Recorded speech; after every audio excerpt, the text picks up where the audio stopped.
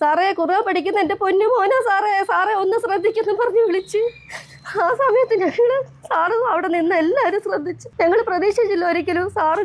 കാര്യം ഞങ്ങൾ കാണാതെ പോയിരുന്നെങ്കിൽ ഞങ്ങൾക്ക് അതൊരു ഭയങ്കര നിരാശയായി പോയേനെ.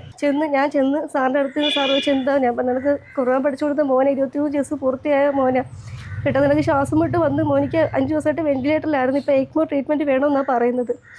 ഞാൻ പറഞ്ഞു 15 ലക്ഷം രൂപ ചിലവാകുമെന്നാണ് പറയുന്നത്. ഞങ്ങൾ വെറും സാധാരണക്കാർ, ഞങ്ങളുടെ കയ്യിൽ യാതൊരു നിവൃത്തിയില്ല. ട്രീറ്റ്മെൻറ്റ് ഞങ്ങൾ സൈൻ ചെയ്ത് കൊടുത്തിട്ടുണ്ട്. പക്ഷേ എന്താണ് മുന്നോട്ടുള്ള അവസ്ഥ ഞങ്ങൾക്ക് യാതൊരു പിടിയില്ലെന്ന് പറഞ്ഞു.